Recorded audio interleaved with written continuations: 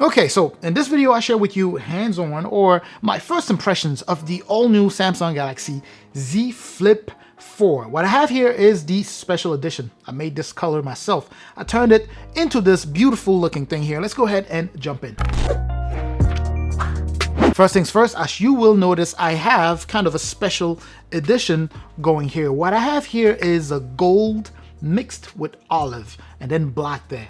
Absolutely stunning color combination here. I very much love this guy here. But anyways, we've done this before, right? This is another foldable dropped by Samsung. Of course, the king of foldables. I don't care what anyone says.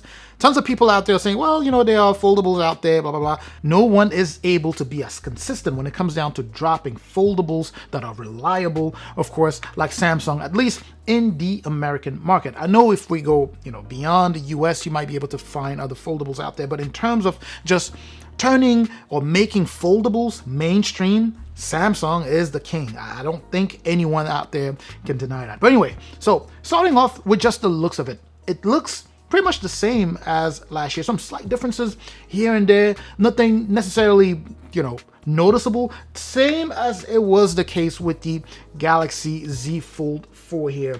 Not a drastic difference, at least not something that truly pops to the eye immediately as soon as you take a look at the phone itself, but there are some very subtle differences that are major. Very, very important. Starting off with just the battery. I know I'm going to be going all over the place with this. The battery is supposed to be better here. Obviously, I need a little bit more time to be able to continue to test that out. But from start, we know that the battery here, we have a larger battery inside this phone here, which is a very good thing because one of the flaws of the Samsung Galaxy Z Flip 3 was the fact that the battery didn't last as much. But anyway, you do have a 37 milliamp battery size here, and I believe the Z Flip 3 was at 3300 milliamp, right? So a smaller battery on the predecessor of this phone here. So and so far, by the way, as the system is continuing to learn my using habits or the way I use my phone, it's been pretty decent. It's actually been pretty good. I'm just waiting until a good week or two or so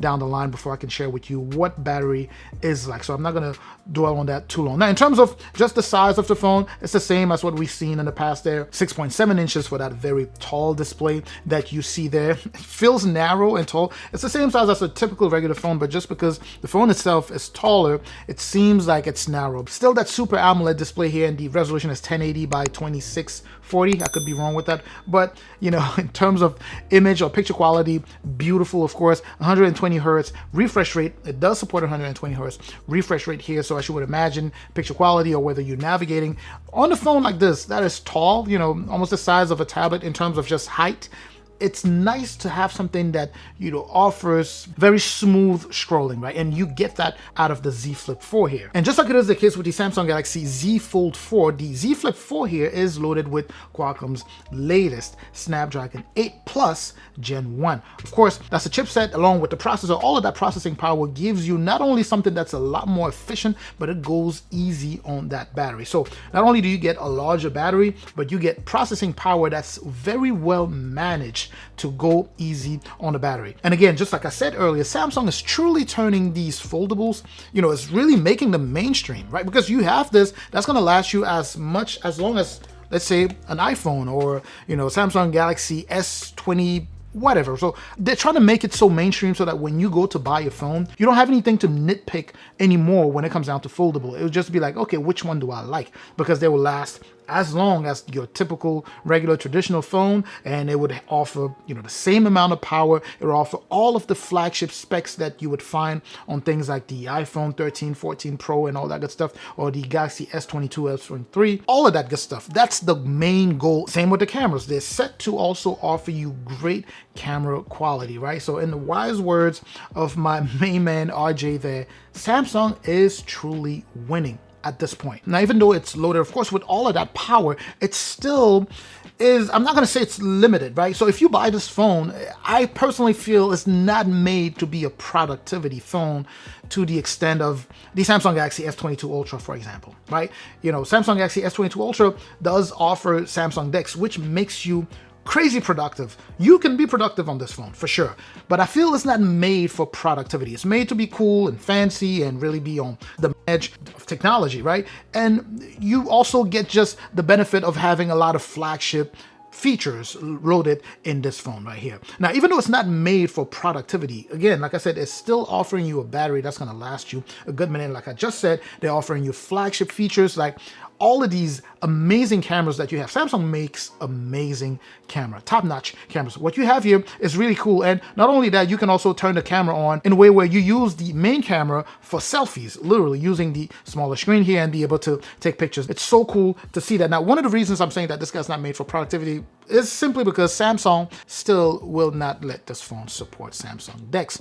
To those of you not familiar with what Samsung DeX is, it's essentially a program or an application or whatever you want to call it. Let's just call it a program that Samsung offers, which turns your device, whether it's a phone, a tablet, into a mini desktop, right? So you would be able to plug in your phone, plug your phone into an external monitor and be able to use that monitor as a small computer, right? It truly displays a desktop for you to be able to be more productive. So this guy here still does not offer that. It's something that is found on a lot of flagship devices coming from Samsung and some mid-range devices also. Now, this video is not really made in a very structured way, so I'm really hoping that you're able to follow me here. Again, this phone, as far as hands-on or like first impressions, hands-on, I absolutely love this color. The one that I chose, I made this combination. Obviously, Samsung offers you the option for you to go ahead and customize it in a way you like it using different colors and different color combinations. And this is what I came up with, this olive/gold/black.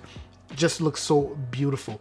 It seems like Samsung made sure to address a lot of the things that people were complaining about when it came down to the Galaxy Z Flip 3 here. So I'm going to continue to test this. I'm going to come back to you with a full or more comprehensive take on what this guy here has to offer, but I can tell you that so far, so good. And I'm sure I'm missing a lot. This is not a full review, so I don't want you to look at this as a full review and maybe wondering why I'm not covering this or that. This is literally me using this phone after about 2 full days and then telling you about my experience and telling you how it feels so far. So good to see all of the improvements that Samsung has dropped on this phone or has added to this phone here. If you are in the market for this phone here, I would say definitely jump on it right now. They still have deals going on the Samsung website. Make sure to put the links in the description that will take you there for you to see if you can take advantage of what they have going right now as far as deals go. And the reason I'm saying this is because obviously once they go back, they just go back to regular price. You won't be able to take advantage of those. Then you have to maybe track those deals with like Best Buy or something like that. But either way, see if you could trade something in. Samsung has a fantastic trade-in program, but you probably knew that already. I already made a video showing you how to take advantage of those, jump through a few hoops and save $4 or $5, even $800. So, and that's what I did with this one here. I'm going to stop this video right here. I'm certainly hoping that even though it's a first impressions video, you are able to get something out of it that is somewhat informative, right? I will catch you in the comment section. Make sure to comment. Are you buying this phone? Did you buy one? How do you like it? And all that good stuff. Let's get that conversation going.